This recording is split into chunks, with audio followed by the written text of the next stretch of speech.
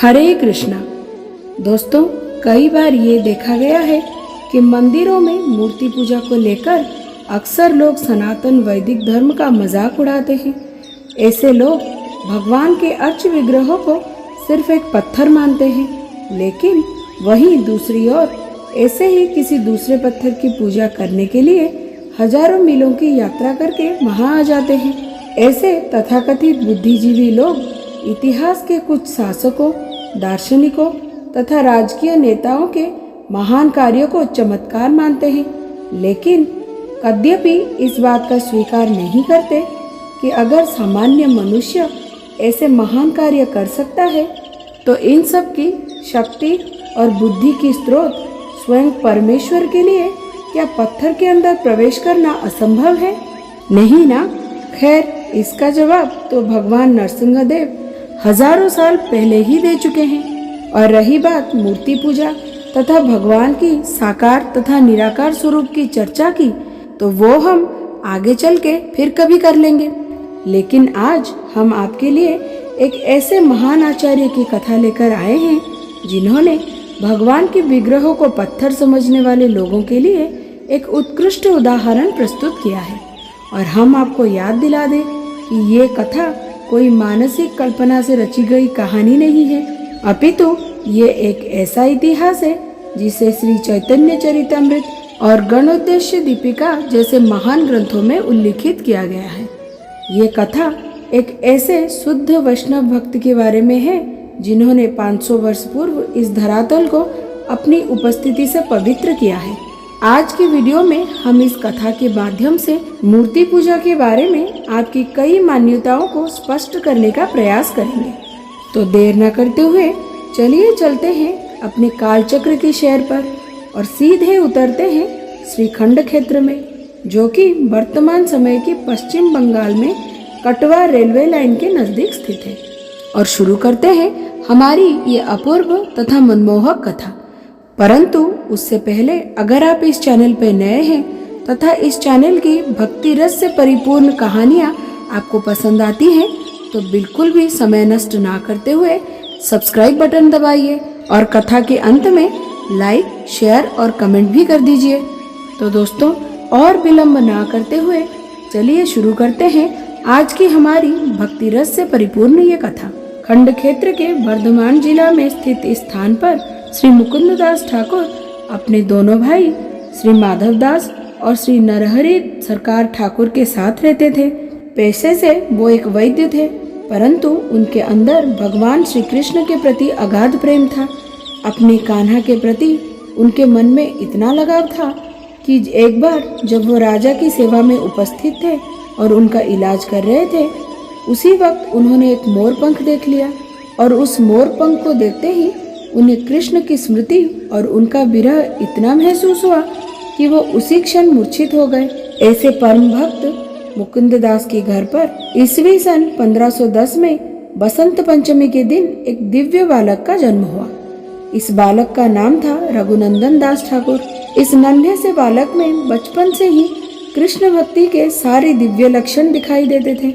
जब छोटे से रघुनंदन सिर्फ 5 वर्ष के थे, तो एक दिन उनके पिता मुकुंददास जी को किसी व्यक्ति के इलाज करने के लिए बाहर जाना पड़ा। जाने से पहले उन्होंने अपने पुत्र रघुनंदन को बुलाया और कहा, देखो रघुनंदन, हमारे घर में ये जो गोपीनाथ जी के अर्च विग्रह है, उनकी पूजा कई वर्षों से हमारे परिवार में की जा रही है। मेरे पिताजी ने भी की है, मेरे दादा ने और मेरे परदादा ने भी की है। इस प्रकार कई सालों से हम गोपीनाथ जी की आराधना करते आए हैं। जिस प्रकार तुम्हारी माता तुम्हें भोजन देती है, ठीक उसी प्रकार हम गोपीनाथ जी को हर रोज भोग लगाते हैं। आज मुझे किसी काम के लिए बाहर जाना पड़ रहा है, इसीलिए ये जिम्मेदारी मैं तुम्हें सौंपता हूँ। मेरी अनुपस्थिति में ये तुम्हारा कर्तव्य है कि तुम गोपीनाथ जी को सावधानी पूर्वक भोग लगाओ और उनकी पूजा अर्चना करो। इस प्रकार छोटे से रघुनंदन को गोपीनाथ जी को खिलाने की सेवा सौंपकर मुकुंददास जी चल पड़े अपने कर्तव्य निभाने।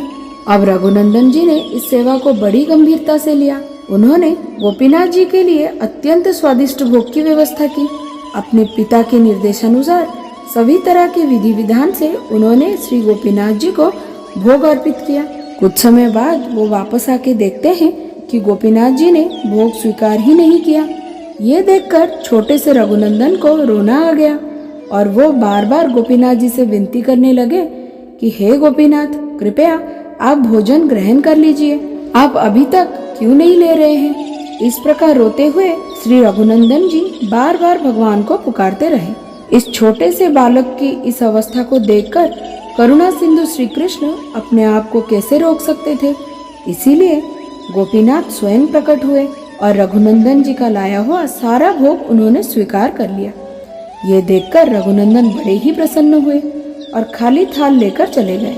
जब उनके पिता मुकुंददास वापस घर आए तो उन्होंने अपने पुत्र से प्रसाद मांगा, तो रघुनंदन जी ने कहा, आपने ही तो कहा था कि गोपीनाथ जी को भोग लगाएं, तो मैंने सारा कुछ भोग लगा दिया और गोपीनाथ जी ने भी सारा भोजन ग्रहण कर लिया, तो प्रसाद में तो कुछ भी नहीं है।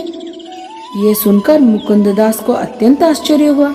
वो ये जानते थे कि उनका पुत्र कभी असत्य नहीं बोलता, तो फिर आज ऐसा क्या हुआ है कि रघुनंदन इस प्रकार बोल रहा है। दूसरे दिन इस शंका का निवारण करने के लिए उन्होंने रघुनंदन जी को फिर से बुलाया और पिछली बार की तरह उन्हें गोपीनाथ जी को भोग लगाने की जिम्मेदारी दी और खुद विग्रह कक्ष में छुपकर देखने लगे कि अंदर आखिरकार हो क्या रहा है। पिछली बार की भांति रघुनंदन अश्रुपूरित नेत्रों से गोपीनाथ जी को भोग ग्रहण करने के लिए विनती करने लगते हैं और गोपीनाथ जी फिर से प्रकट होकर रघुनंदन जी के हाथों से लड्डू लेकर खाने लगते हैं। ये दृश्य देखकर मुकुंददास अचंभित रह गए।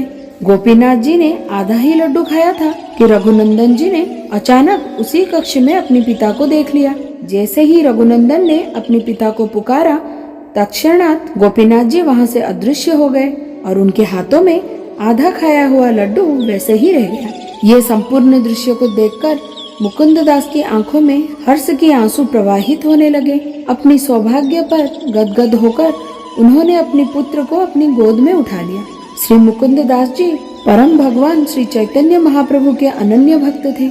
एक बार चैतन्य महाप्रभु मुकुंददास जी को पूछते हैं कि मुकुंद, मेरे मन में एक प्रश्न है, क्या तुम रघुनंदन के पिता हो और वो तुम्हारा पुत्र है, या फिर रघुनंदन तुम्हारे पिता हैं और तुम उनके पुत्र हो।